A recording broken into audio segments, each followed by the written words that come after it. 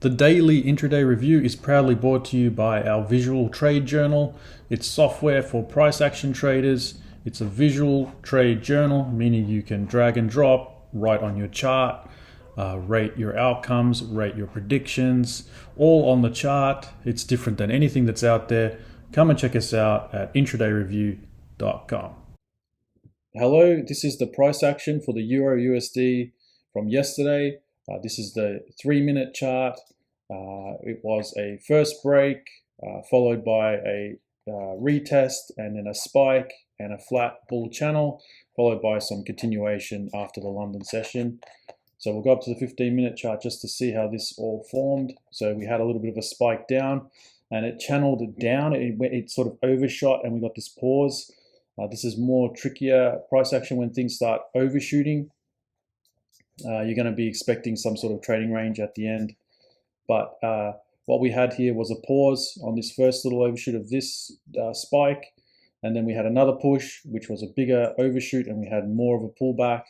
And then we had an even bigger overshoot on the third push down. And that means this channel has played out. And we had a double bottom, which formed another range. You're expecting a trading range, especially on that third push. A lot of times you'll get that trading range at the end if you overshoot.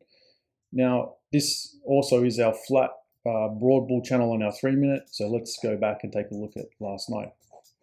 So it is a bit more trickier. So if I take away this bigger, flatter channel, you would have seen the night start off with this strong channel down. And you would have seen the 3 pushes on this channel and then the overshoot. And we're at the bottom of a range and we've got a little micro double bottom or triple test down there. And you get this big strong spike up. And then you pull back and then we start to create this little trading range. So you probably are at this point expecting to go long if you manage to get in on the first bar and this ticks back and you can ride that up. But the thing that was actually in play was it was a bigger channel. So if we put that pink channel back on there, the actual low was here. So we actually didn't overshoot. We're just playing a bigger channel and it just happened to be in the top half of that channel as it was head trending down. So these are trickier. So this really means it's the first break. So we're expecting a retest. So after that first trade, you're looking to go short here. It's quite congested and maybe people are a bit confused at this point.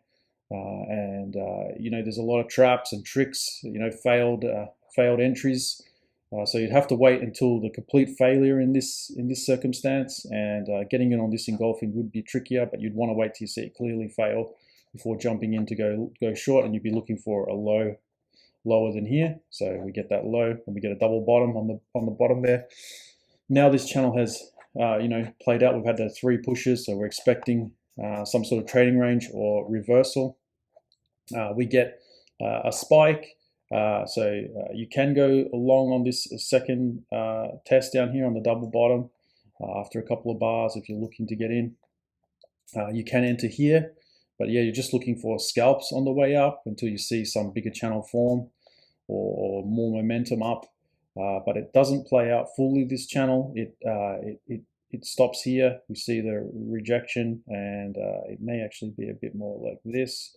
So it's sort of breaking out, we're creating the range, gets rejection. I guess that is your third test there. So here, I wouldn't be going short here yet either, just because this is such a tight channel. But here, when it fails, you may go short, but I didn't mark it. There is a gap at the top, but I would be probably waiting to look for another move up if we create a channel. So that's what happens here. We got the double bottom here. So you can go long in here, or you can wait for the pullback. We go long, and of course we're looking for these highs. We should have our channel drawn in by this stage so we can ride it all the way up. You can jump in on these, real rangy tight channels. They are trickier to get into, but you've got to get in right down on the lower part, and you're expecting to just get up to this high. And then once you hit these highs, you can look to go short. I mean, we've had our 3 pushes, we've had an overshoot. We've had multiple rejections, so you're looking to get in once everything fails.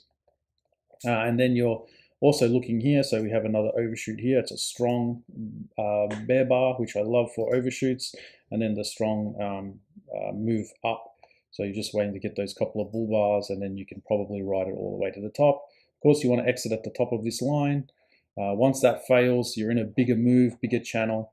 So you're expecting a bigger move down. So we get a pretty huge move. So if you got on this bar here, that's a really nice move. You could have held. This is a bit more trickier here. It can really trap people because you have this huge gap. You're probably thinking we're going to go short here, but this is all in a channel as well, and that's very vertical, that channel, and they're usually exhaustion, and there's usually a lot of people who will take profit after a big move like this. So if we go like this, you can see that it just completely overshoots, that line there, and creates this range. It's also a channel, so if you can see, it is moving down on a diagonal, so getting that, yes, it is a sideways range, but it's also a channel, and you can see it happening. And that overshoot, it fails, so everyone going short here would have got trapped. So it's a nice move right up to the top here. You can just ride that all the way up if you saw that channel forming and you notice everyone got trapped going short. And then you get the double top, and of course you want to wait for that second entry down. And that's the end of the night.